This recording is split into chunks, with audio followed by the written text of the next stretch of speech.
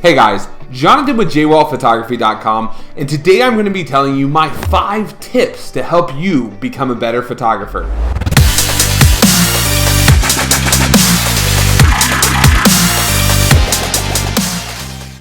Tip number 1, you need to understand your camera inside and out. This means you're going to have to start shooting in manual mode.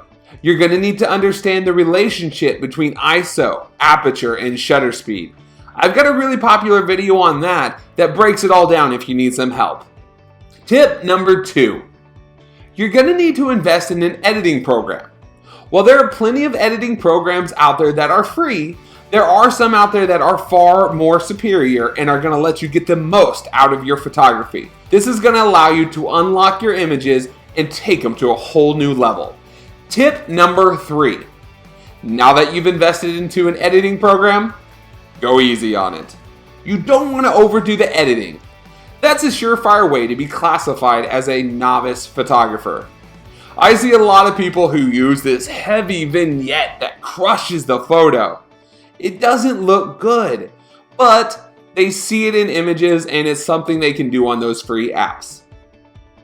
So the lesson on this one, go easy on the editing. Subtle changes make a big difference in a photo. Tip number 4, only post your best work. I found this out the hard way. I posted the image on Facebook and kind of forgot about it. Months and months later, a band was looking through my Facebook profile to see if I was going to be the one that they were going to hire for their photo shoot. They sent me a screenshot and said, "Hey, if we hire you, will you please not shoot any shots like this?" It was really embarrassing to me, but they had picked out the worst photo. And while they saw most of my photos were good, that's the one that they found. Here's a good thing to remember. You are only as good as your worst image you've shared. So, share small galleries of only your best work. If you shoot a baby shower and it's got 300 images, give the images to the family, but don't post them online where other people can find them. Tip number 5, the most important tip, have fun. Too many times people get so obsessed with the business of photography that they forget that they like shooting photos of other things.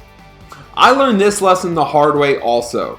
I got so obsessed with shooting houses that I didn't shoot anything but houses. It started becoming a major chore for me, and then I looked at photography as a job and not a fun hobby anymore.